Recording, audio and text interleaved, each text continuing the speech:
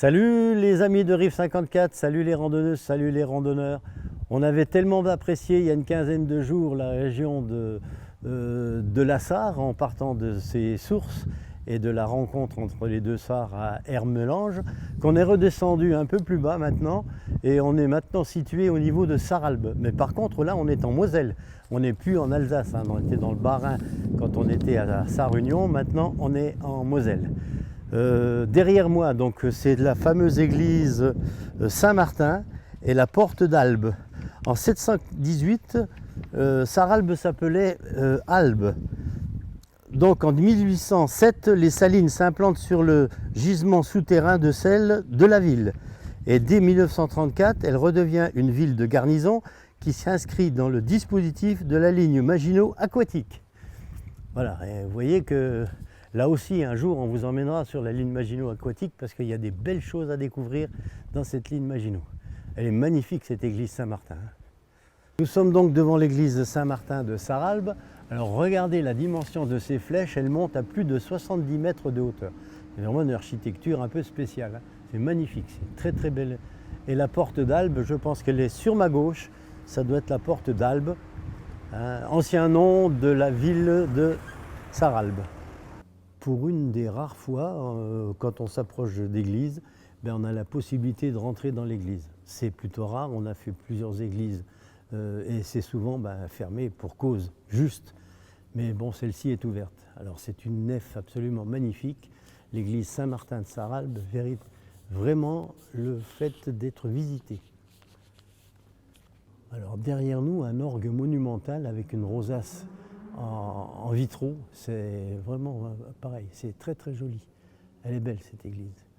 Pour les passionnés, vous pouvez venir à Sarralbe, il y a de quoi visiter. Alors nous sommes ici donc en se promenant dans les rues de Sarralbe devant la Maison des Têtes. Alors c'était un immeuble qui a servi d'hôtel de ville jusqu'en 1903. En 1874, elle abritait un tribunal cantonal et jusqu'en 1959, et la prison de la Prévôté avec ses 3 cellules jusqu'en 1883. Voilà, donc ici, ce sont l'extension de 1884, apparaissent des personnalités lorraines et au-dessus de la porte est mise divinité grecque personnifiant la justice. Voilà. On arrive donc devant le moulin de Sarralbe et les bureaux du moulin de Sarralbe. Et on va vous montrer un peu comment se comporte ce moulin que l'on entend tourner depuis ici. Nous sommes ici devant le moulin de Sarralbe avec 3 écluses qui permettent d'alimenter les meules que l'on entend à l'intérieur du moulin. On les entend d'ailleurs tourner. Et donc elles sont actionnées par ces écluses qui doivent ouvrir et fermer les vannes. Voilà, juste à l'entrée donc du moulin de Sarralbe se trouve un déversoir et l'alimentation des moulins donc, qui passe ici, et puis la Sarre qui repart bien sûr sur le côté. Et il y a même des poissons parce qu'il y en a un qui vient de moucheter. Dans le centre-ville de Sarralbe, donc on entend encore une chute d'eau. Il y a l'air d'avoir un ancien moulin mais où on n'a pas accès pour le moment. Et puis cette fameuse Sarre qui descend maintenant vers Sarreguemines qui est dans mon dos. Regardez comme la Sarre a l'air calme en plein été. C'est beau, hein, c'est bien. Mais derrière moi, vous allez voir, il y a une échelle de graduation qui monte jusqu'à 5,90 m. C'est-à-dire que les gens qui habitent ici, ils sont un petit peu ennuyés, parce que regardez jusqu'où elle monte. 5,90 m, les 5 mètres sont là, 5,90 m c'est là. Ça fait une bonne hauteur. On est maintenant devant l'ancien relais de poste. C'est un bâtiment qui compte parmi les plus vieilles maisons de l'ancienne enceinte, donc des remparts autour de Sarralbe. Malheureusement, le balcon n'existe plus, mais il reste la façade de la maison. Relais de poste. Alors on sent quand même qu'on n'est pas trop loin des plaines d'Alsace, parce que ici, regardez un peu ces nids de cigognes, 1, 2, 3, 4 qui sont autour de nous, et un panneau qui nous indique l'habitat et la reproduction et l'alimentation des cigognes. Donc c'est pareil. Et on voit bien qu'il y a des cigognes parce que regardez la propreté des tuiles qui sont autour des nids. Elles sont toutes blanches. Mais ce n'est pas de la peinture, je peux vous le garantir. Nous allons donc quitter maintenant Sarralbe en faisant une dernière image sur un monument dédié aux marins péris en mer. Donc c'est l'amicale des anciens de la marine à ses morts et aux marins péris en mer. On vient d'arriver donc à Sarreguemines et on est arrivé au niveau du moulin de la Blisse. Derrière moi, donc c'est un musée et des jardins que l'on va vous faire visiter. Je pense que ça vaut le coup parce que c'est un jardin qui, extérieurement déjà, il est très bien aménagé. On va voir ce qu'on va y découvrir. Nous sommes donc au niveau du labyrinthe des ruines.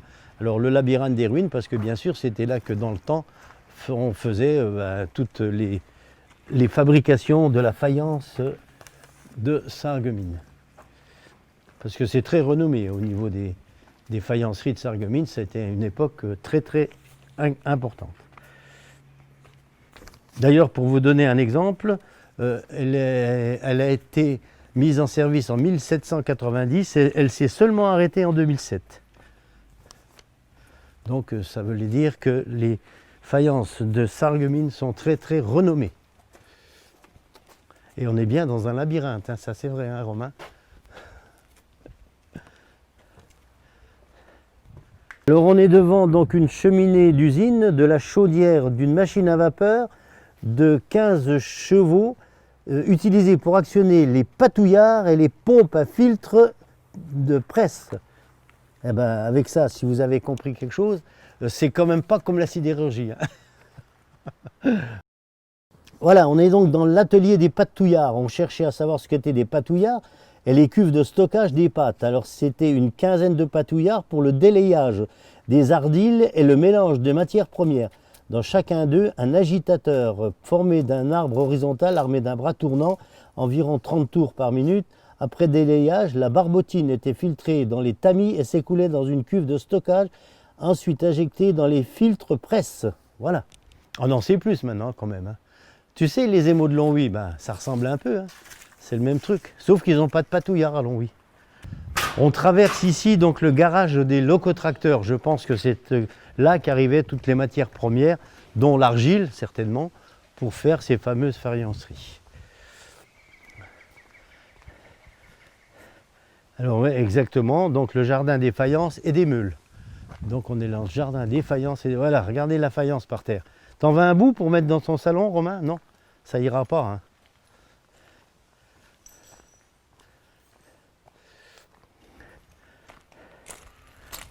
Ils n'auraient pas dû les casser, ces faïences-là, elles sont belles. Les meules, ah, regarde, il y a des bouts de meules là. On arrive ici sur un chemin qui entoure donc la faïencerie du Moulin de la Blisse. Et c'est un ancien cimetière de meules. Cimetière de meules. Alors regardez, là, c'est du sucrandi, hein, si vous voulez le sucer, vous pouvez. Mettez un bâton dedans. C'est formidable d'avoir des meules comme ça, toutes transparentes. On va voir s'il y en a d'autres. On est ici dans le jardin des grands feuillages. Effectivement, quand vous voyez la taille des feuilles, vous avez compris que c'est grand feuillage. Et ce tout petit ruisseau, ben, lui, va regagner la Blisse qui est à quelques mètres en dessous. Alors on est en train de contourner le belvédère du jardin de la Blisse. Regardez, c'est incroyable. Regarde ce qu'ils ont mis dedans, des pommes de pin. C'est beau ça. Des petits endroits bucoliques réservés aux jeunes, hein, pas aux vieux papis. C'est pas bon pour eux.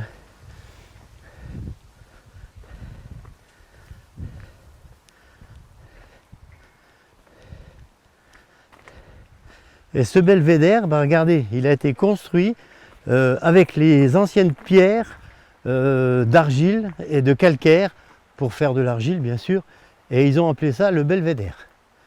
Voilà, c'est tous les vestiges de la faïencerie. Bon ben écoute Romain, on vient de faire le tour du belvédère, maintenant on va se diriger donc le long de la Blisse qui est derrière moi. Alors moi tu m'attends 5 minutes, je vais me baigner un peu parce qu'il fait trop chaud. Alors ces magnifiques fleurs, mesdames, messieurs, je les ai trouvées combien de fois dans les montagnes bergamasques? Ce sont des... Alors? Cyclamènes. Pardon. Regarde s'ils sont beaux. Ah, c'est rare hein, quand même, je vous dis, ce sont des fleurs qui vivent souvent dans la montagne. Il y en a plein partout. C'est beau. Ah, ça me fait plaisir de les rencontrer. Alors écoutez bien, hein, sous nos pas, ce sont tous des restants de faïence du Moulin de la Blisse, enfin de la faïencerie du Moulin de la Blisse.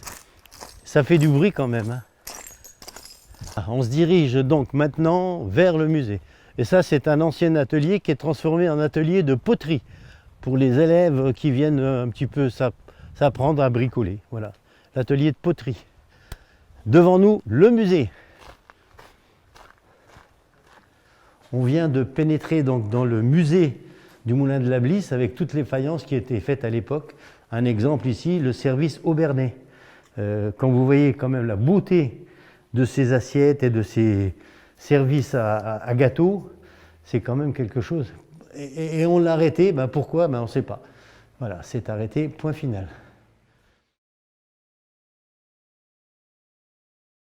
Nous sommes ici en présence donc d'un concasseur. Voilà, ben, le concassage des matières dures. Donc ces gros blocs de pierre étaient mis dans ces appareils-là, qui étaient entraînés bien sûr par des machines hydrauliques, bien souvent, parce qu'ici vous êtes le long d'une rivière, donc on se servait de la force hydraulique. Et les petits morceaux-là étaient ensuite écrasés par les meules qui sont derrière vous. Et regardez la finesse du concassage, hein, quand c'est broyé, voilà. Et avec ça, ben, on faisait les pâtes pour faire les différentes faïences. Et puis la Blisse qui va rejoindre la Sarre dans Sarreguemines. Voilà, regarde, c'est tous les moulures, les moules. Oui, c'est vrai que ça ressemble étrangement à notre sidérurgie. Hein. Enfin, sidérurgie et surtout faïencerie de Longwy.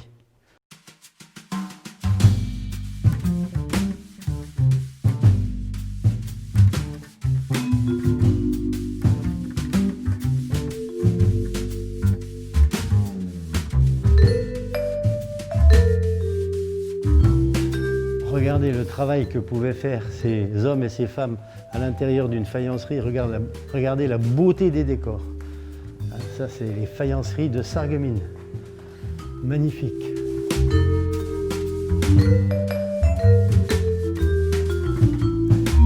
La décoration, bien entendu, nécessitait beaucoup de soins et c'était surtout confié aux femmes. Un petit peu comme les émaux de Longwy, c'est pareil, ce sont des femmes qui font les décors. Parce qu'elles sont plus patientes que les hommes, elles font moins de bêtises.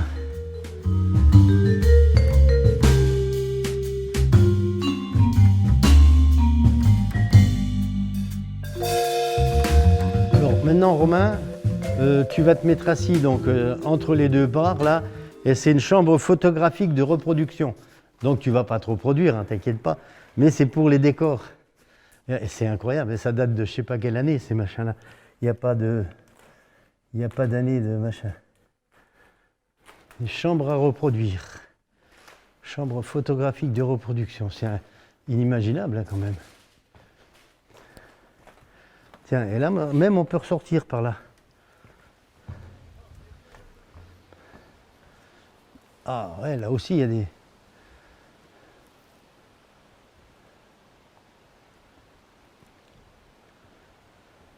Une vue d'ensemble du moulin de la Blisse, ancienne faïencerie de Sarreguemines, avec devant nous, c'est ce qui amenait l'eau dans les différents mouvements hydrauliques à l'époque, parce qu'après, bien sûr, on est passé à l'électricité, mais voilà, c'était des vannes qui s'ouvraient, qui descendaient pour limiter le débit d'eau, pour alimenter les machines.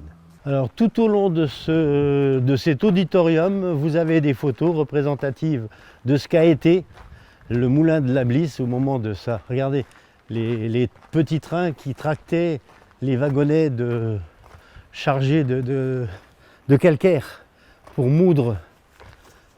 C'était bon. Malheureusement, ça n'existe plus. On ne sait pas trop pourquoi elle a fermé. En 2007 quand même, hein. C'est pas si vieux que ça. Bon, Romain, j'ai trouvé un moyen de locomotion bien meilleur que de marcher toujours à pied. Tu te mets assis dans la caisse, tu filmes devant et moi je pédale, d'accord?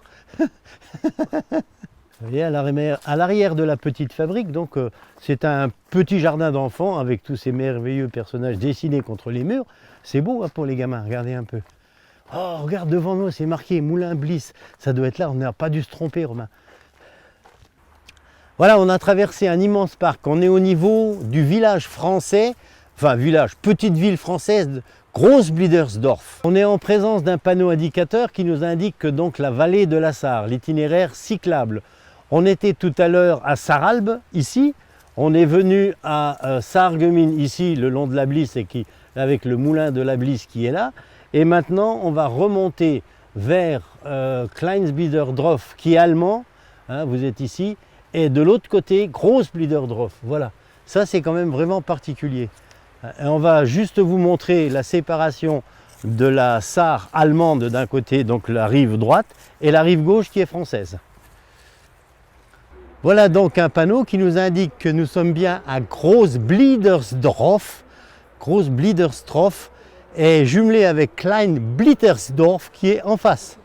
On voit l'église et on va donc vous montrer maintenant la séparation de la France et de l'Allemagne au niveau de la Sarre. Voilà, on est donc sur le pont de séparation de Kleinblittersdorf. Et voici donc la Sarre. Regardez si elle est belle.